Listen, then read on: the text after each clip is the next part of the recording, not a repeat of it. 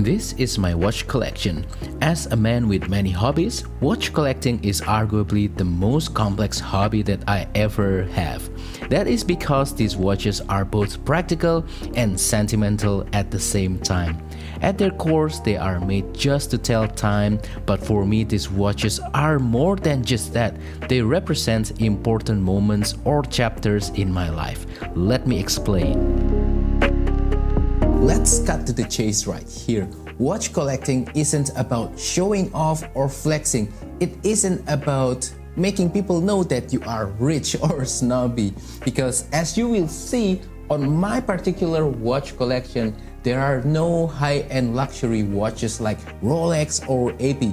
These are just humble watches that I happen to like so much. Some of them are automatic, some of them are quartz or solar powered, and one of them is actually a digital watch. So what I want to share in this video is not about the specification, about how prestigious these watches are, but rather I want to show a little bit of my life journey from the perspective of my watch collection because they are sentimental to me. Anyway, if you are new here, hi, my name is Gary, and in this channel I'm sharing my adventure and journey trying to optimize my everyday life. So I will be sharing things related to EDC, tech, productivity, a little bit about travel, and also occasionally I will do some vlogs as well. If you are interested in those kind of things, please consider subscribing to my channel. But anyway, let's continue with today's video. Anyway, here it is guys, my watches. There are 9 watches right now. These are not everything that I have. These are just my watches for what I call my core collection, and these are the watches that I wear almost every day except for this guy right here. I will tell you more about it later, but actually you can see a pattern right here. All of the straps are black, some of them are rubber, some of them are leather. I just love leather or rubber straps. I don't really enjoy the metallic bracelet that comes with most of these watches. I just find them not too comfortable for everyday wear. But anyway, let's begin with the first watch. First watch is this guy right here. This is the Hamilton Khaki Field Automatic 44mm. I bought this guy in 2017. This is what I call my first serious watch. So it's an automatic watch with the ETA caliber 2824-2.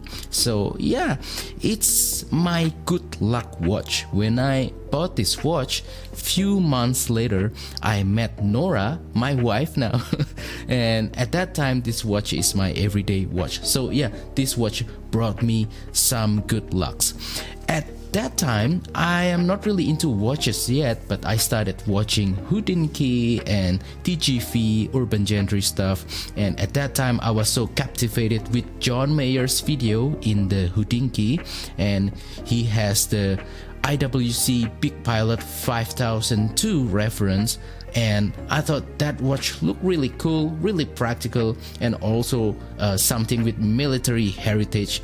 I don't really know what to buy at that time, and the IWC was so expensive, and I was looking on the internet and I saw this guy 44mm. At that time I thought it was the normal, so I bought this guy. But anyway, I wore this watch a lot. From 2017 until 2020, it is my main watch. I love it so much, and I wore it so much until it is broken. I broke the crown. Wow, that's crazy. But anyway, I learned my lesson. This watch is too big for me. I have to be honest with myself, and I'm not really into big watches anymore. I'm more into comfortable watches. So yeah, lesson learned. What's good for other people isn't always good for you. Next watch is this guy right here. This is the Hamilton Viewmatic Jazzmaster 40mm. I bought this guy in 2017. At that time I need a dress watch, so yeah, this is the dress watch that I ended up getting. And this is not my everyday watch. I worn this watch only occasionally when I'm attending wedding or some formal events. And this watch actually isn't really that special. It has the Hamilton's in-house, but I think it is ETA, 80 power reserve kind of movement, automatic. And yeah, I still occasionally wear this watch as my dress watch, but now I started to think that 40mm is actually too big for me. But anyway, this is a very special watch in my collection because in 2020 I got married with Nora and I wore this watch during my wedding, so it will always be a special watch for me. Now I still wear this watch for when I'm going to the church, again for formal occasions, but other than that it's just a beautiful memory. When I got married with Nora, it was during COVID, and this watch is kind of a nice sweet little reminder of that beautiful moment. Next watch is this guy right here. This is one of my favorite. This is the Seiko King Turtle SRPE03. So it's rather a big watch, a 44mm watch. About this guy in 2022. So this is my my second automatic dive watch ever.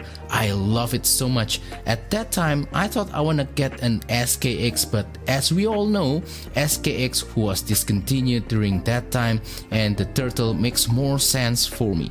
I have another Turtle that I bought before this guy, the SRPC23. It's the one with the anthracite dial, you know, gray metallic kind of dial, but I ended up not liking the dial color. I thought it was just too bland and it's not contrasty enough for me. But anyway, I alternate this watch as my everyday carry watch with my EDC watch that I will reveal a little bit later. And you know, being a dive watch, I wore it a lot for swimming, for vacation, and also for traveling. And in case you guys haven't noticed, I modified this watch. I put the new bezel with 12-hour black and blue insert, so this acts almost like my pseudo GMT kind of watch. This is especially useful for traveling, so I can just move the bezel and I can get something like 2 different time zones with just this one watch. So very useful and very practical. Anyway, if you enjoyed today's video so far, please make sure to give this video a like, to share this video, and also to subscribe to my channel. That will really help this channel to grow a lot. Thank you very much. But anyway, also please apologize if the audio is a little bit funny because right now it's actually raining pretty hard. Next watch is this guy right here. This is the Seiko SSC015 Solar Diver Chronograph. Another big watch, 44mm, and also another diver watch in my core collection. About this guy in 2018, so this is actually my first diver watch, even though it's not automatic. And yeah, this is kind of my bitter watch, my travel watch, my vacation watch, my weekend watch as well, but I don't wear this during the weekday. That's for the Seiko King Turtle and another EDC watch that I will reveal soon. But this guy has all the complications that you need. You have the chronograph, you have the diving timer bezel, and also you have a solar movement right here, easy to charge, and also 200 meters of water resistance. So a bitter watch, so I wear this when I don't want to damage my precious King Turtle. But anyway, this watch is also a great reminder of my trip to Labuan Bajo in 2023 and also my trip to Bali, where I swim a lot and I also snorkel during this trip so that I can see, you know, the beautiful underwater worlds, you know, seeing all those beautiful fishes and sea corals, that kind of stuff. This is a great reminder of that beautiful memory. Next watch in my collection is this guy right here, the Seiko SSC009 Solar Flightmaster.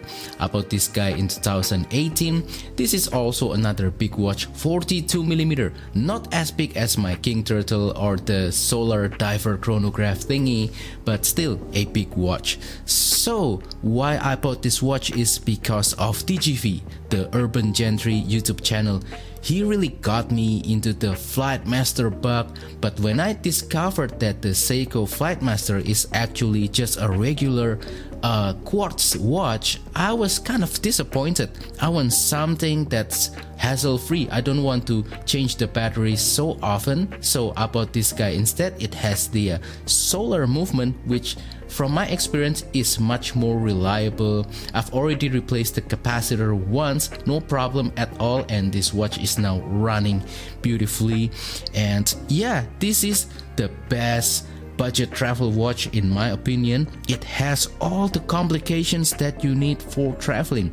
It has chronograph, dual time / alarm at the bottom sub-dial, and also slide rule bezel to help you with simple calculations for something like multiplying stuff and dividing stuff, and unit conversion as well. So yeah, the perfect travel watch in my opinion. And also this is my weekend kind of beater watch. I alternate between this guy and the solar diver chronograph. Next watch in my collection is this guy right here. This is the Seiko SBB 117 Prospex Alpinist. This is a 39mm watch, so it's kind of small, and I love the proportion of this watch. I bought this guy in 2022, and yes, this is my main everyday watch. I wear this guy almost every day and I love it so much. So yeah, this guy together with the King Turtle, I alternate between these two, especially during the weekday when I'm going to the office. So this watch is kind of unique. It has 200-meter water resistance, very unusual for a watch that's not a diver watch. And also it has a very unique dial design. I think this is sporty but dressy. It's very flexible. I can wear this both casually or on formal occasion. So this is almost like a dress watch as well. Very flexible. And yeah, other stuff about this watch is that it has the inner rotating compass bezel that I almost never use. It's not really that useful in my opinion, but it just looks cool. And yeah, this is the watch that made me almost stop buying other watches. This is like my exit watch. Ever since I got this Prospex Alpinist, when I look at other watches, especially luxurious high-end watches that I used to like, I will go like, yeah, my Alpinist looks almost the same and it has better water resistance. It is more flexible and I enjoy wearing this more probably than that watch that I was looking at. So yeah, a really great watch in my collection, and that's why I love this watch so much. It is also sentimental as well. Again, I bought it in 2022, and at that year me and my wife Nora, we went to Iceland for our honeymoon trip. We enjoyed it so much, and this is my main watch during that particular Iceland trip. And yeah, when I wore it and I look it on my wrist, it kind of reminds me of that beautiful Iceland trip. And yeah, spoiler alert, we're going to revisit Iceland again pretty soon, and I'm going to wear this watch again on that particular trip as well. Next watch in my collection is this guy right here. This is the Citizen Promaster Eco Drive BN0211. So I bought this guy in 2023 when I was in a trip to United States. So the reasoning why I bought this watch is because I want a better version of the Alpinist without the automatic movement. So this has the Eco Drive solar movement, which I think is the next best thing to automatic movement, and it has a simple design. This is my only solar watch that doesn't have chronograph like the Solar Diver and also the Solar Flightmaster. So very simple, but this is a very tough watch.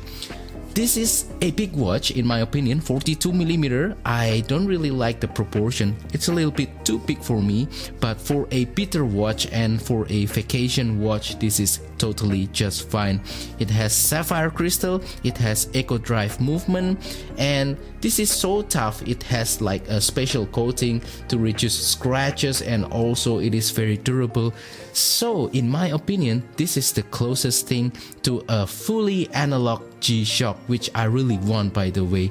And yeah, I also wear this a little bit as my EDC watch sometimes during the weekday, but this is also competing with the other two solar watches as my weekend watch and travel watch as well. Next watch is this guy right here. This is the Casio A500WA World Time.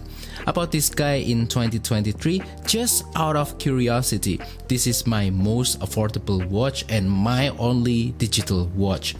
I don't really wear it that often, only occasionally, but sometimes I wear this at home and I'm just, going to the studio, going to the living room, that kind of stuff. That's kind of weird. I don't really wear watches when I'm in my home, but I got that itch to buy a digital watch. I see so many hype about Casio digital watch and I want to understand it myself, so I bought this guy. This is quite affordable, so it's not really breaking my saving account and whatnot.